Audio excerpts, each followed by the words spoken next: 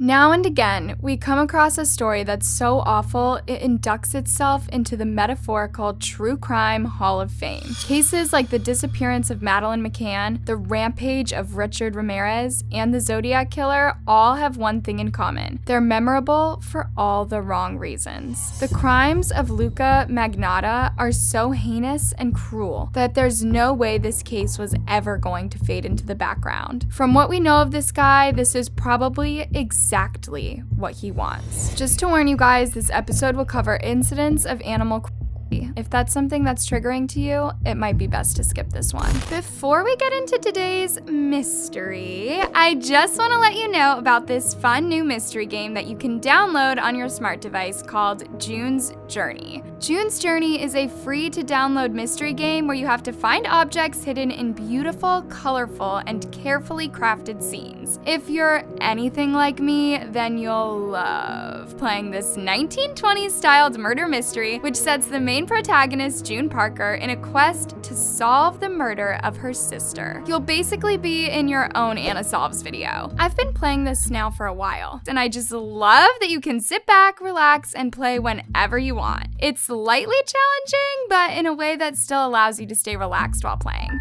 I've been playing it just before I go to bed at night because it really helps me unwind. And if you want to play, you can. Just click the link in my description to download. Let's dive in. Luka Rocco Magnotta was born Eric Clinton Kirk Newman on July 24th, 1982 in Scarborough, Ontario. His parents, Anna Yorkin and Donald Newman, were just teenagers when they had Luka, but would go on to have 2 more children. The family moved around a lot, and according to his dad, Luka struggled to connect with kids his own age. He did not have friends, he was isolated, no schooling, no friends of any kind. Donald Newman decided to leave the family after he was diagnosed with schizophrenia, leaving Luka and his siblings in Anna's care. However, Anna also suffered from mental illness and had an extreme aversion to germs. Reportedly, she would lock Luka and his siblings out of the house and wouldn't let their pet rabbit stay inside during the winter, which unfortunately caused it to freeze to death. Both of Luka's parents reportedly had issues surrounding alcohol. At the age of 16, Luka went to live with his grandmother to get away from his mom's boyfriend, who was extremely cruel to Luka. He didn't find much comfort in his new home, however, as he was constantly berated by his grandmother and brother for being effeminate. After being homeschooled for most of his childhood, Luka attended I.E. Weldon Secondary School for at least 2 years, but didn't end up graduating. He became obsessed with his looks and changed his hair color a lot. At the age of 20, Luka began pursuing a career in the adult entertainment industry. He worked as an exotic dancer and starred in at least 2 movies, sometimes working under the alias Jimmy. He also worked as a paid companion, but his real ambitions lay in modeling and acting. Around this time, Luka started showing signs that he too was suffering from a mental illness and would go to receive multiple diagnoses from paranoid schizophrenia to antisocial personality disorder. It was around this time he started getting into trouble with the law. In 2005, he was found guilty of fraud. According to reports, Luka befriended a lady who had learning difficulties, manipulated her, and convinced her to apply for a bunch of credit cards. Luka used them to spend over $10,000 on stuff for himself. He pleaded guilty and was given a 9-month conditional sentence. This means he wouldn't have to go to jail unless he was found guilty of another crime. The following year, he legally changed his name to Luka Rocco Magnotta, just months before he had declared bankruptcy due to his excessive spending. In 2008, after failing an audition for Cover Guy, a Canadian reality show, he started investing in plastic surgery. Just some of the procedures he got included a nose job and muscle implants. This led to another audition for a reality show, Plastic Makes Perfect, where he openly admitted to being addicted to getting plastic surgery. Constantly seeing other people,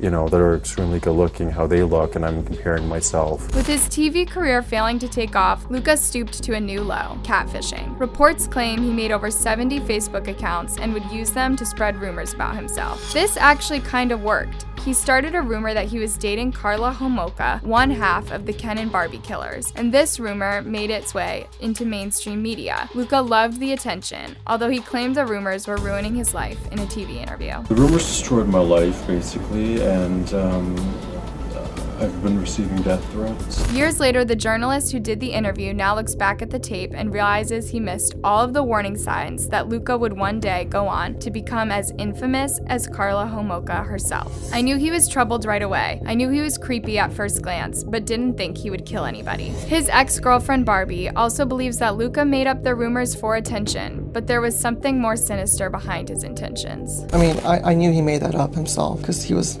very fascinated by her and Paul Bernardo. So he wanted to link his name to her. It's almost like an obsessed fan, The idea that Luka wanted to be associated with these people was a definite foreshadowing of what was to come. Was he teasing at his plans? Had he already decided he was going to go off the deep end? Luka desperately held on to any spark of attention he could get. He tried and failed twice to have a Wikipedia page made about him and continued to post about himself online under different aliases. For the next 2 years, although the rumors continued, Luka was low on everybody's radar. That was until fall 2010 when his online persona took a dark turn. On his personal Facebook page, Luka shared a video of 2 men hitting a man with a hammer, resulting in lethal injuries. Just 2 months later, Luka shared a video he made himself, and it was the one thing to finally make him famous. Some of you may be watching this video and thinking, "Hey, I swear I've seen this guy before." That's because in 2019, Luka became the subject of a Netflix documentary called Don't with Cats. The 3-part series covers Luka's life all the way up to his fall from grace when he posted a video titled One Guy, 2 Kittens. I'll spare you the details. All you need to know is that the video showed Luka, who kept his identity hidden, taking the life of 2 cats in an awful, disgusting way. The video went viral, despite being deleted from YouTube just hours after it was posted, and caught the attention of online animal activists. They set up a Facebook group determined to identify the man in the video, and over 4,000 people joined. It's believed that Luka was one of them, under a fake name of course, and tried to derail the investigation. Still determined, another animal activist group offered a $5,000 reward to anyone who had useful information on the man's identity. In early 2011, Luka was already struggling with the heat of the investigation. He sought out the advice of lawyer Romero Salta and asked if there were any warrants out for his arrest. But that wasn't all. Luka told Romero that he was in fear for his life. See, he was the guy in the cat videos, but it wasn't his fault. Luka claimed he was stuck in a dangerous situation with a man named Manny Lopez, a former client who'd become a permanent part of Luka's life.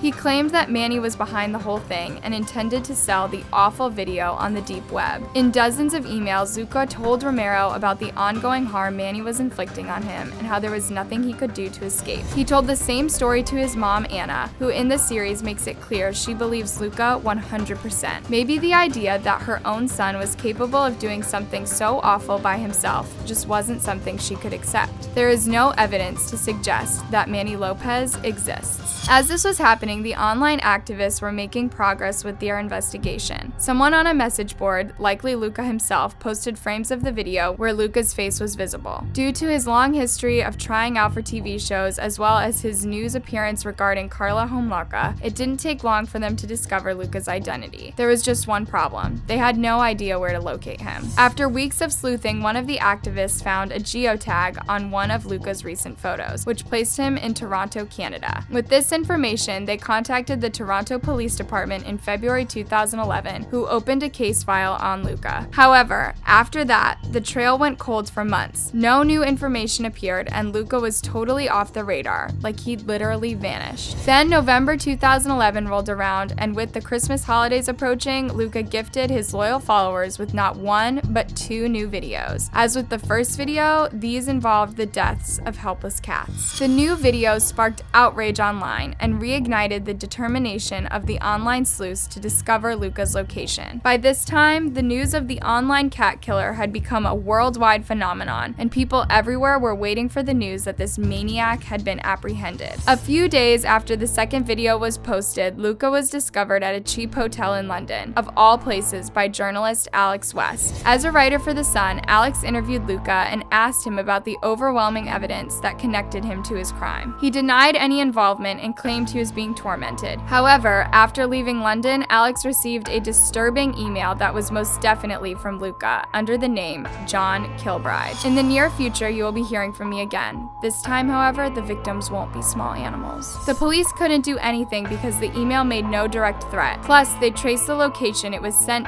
from somewhere in the Netherlands, outside their jurisdiction. In May 2012, everyone's worst fears came true. Luka had taken the of a human being. Jun Lin was a student from Wuhan, China. Born on December 30th, 1978, Jun moved to Canada to pursue a degree in engineering and computer science at Concordia University. He was reported missing on May 29th, 2012, after his friends were unable to contact him and he didn't show up to his part-time job at a convenience store. Little did they know, 4 days earlier, a video named "One Lunatic, One Ice Pick" was circulating the internet. Luka had been hinting at the video online for days, but no one could get the police's attention. When the video showed up online, everyone knew straight away who was behind it. However, they were more concerned with identifying the man who Luka murdered in the video. On the same day that Jun Lin was reporting missing, a suspicious delivery arrived at the Conservative Party HQ in Ottawa. The package contained a human foot. Not long after, they discovered a second package containing a hand. At an apartment building in the city, a janitor discovered an abandoned suitcase with a human torso inside. And guess who just so happened to live in that apartment building?